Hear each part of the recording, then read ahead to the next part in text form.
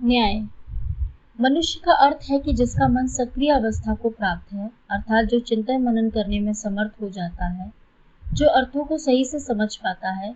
मन के द्वारा अर्थों को समझकर हम इस न्याय तत्व को भी समझ सकते हैं। न्याय का अर्थ है सभी को वो सब मिल जाए जिससे कि वो सुखी होता है।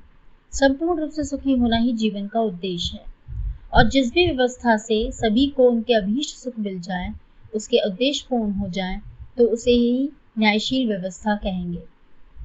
उसे ही कहेंगे कि समाज में न्याय स्थापित है। यहाँ जो भी प्राकृतिक संसाधन हैं, उन सभी पर तो सबका समान अधिकार है। अब सबको ये समान अधिकार कैसे प्राप्त हो सके, उसके लिए अधिकारों और कर्तव्यों का निर्धारण करना होता है, जिसका आधार न्याय ही माना जाना चाहिए।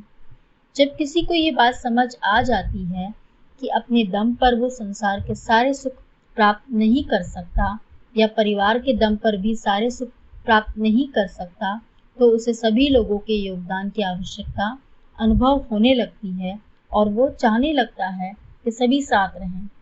तो समझो कि वो अब सामाजिक हो गया है, अर्थात वो अब समाज के अर्थ को समझ गया है। ये सारा ज्ञान उसे शिक्षा के माध्यम से दे देना चाहिए, ताकि वो एक सभ्यता को समझने वाला आदमी बन सके। सभ्यता में आने से पहले, अर्थात 25 वर्ष के अंतर्गत ही। यदि कोई नीति नियमों को जानता ही नहीं होगा, तो भला उसे उन्हें पालन करने की आशा कैसे की जा सकती है।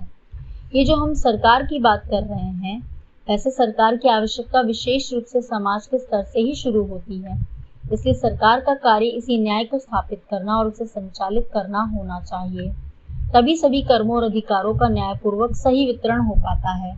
यदि हम इस प्रकार की न्याय व्यवस्था को नहीं लाते हैं, तो हमें दुखी होने के लिए तैयार रहना चाहिए, और न्याय की केवल बात करने से या किसी संविधान में लिख देने भर से वो धरातल पर नहीं उतर जाता। उसके लिए ऐसे विधान बनने होते हैं जिनसे न्याय धरातल पर उतर पाए और सभी का जीवन सुखी हो पाए। जो मनुष्य जितनी ज्ञान की रुचि रखता है, उसे उतना ज्ञान मिल पाए। जितने कर्म करने की रुचि रखता है, उतना कर्म मिल जाए। जितने भोग करने में रुचि रखता है, उतना भोग मिल जाए, और जितने विश्राम की रुचि हो, उतना विश्राम मिल जाए, आदि। बस यही न्याय है, और यदि ये सबको हो पाता है तो वही समता है। यदि प्राथमिक स्तर पर ही न्याय कर दिया जाए, अर्थात सरकार का सब कुछ न्याय पर ही आधारित हो, तो न्यायालयों आदि की आवश्यकता न्यून हो जाती है।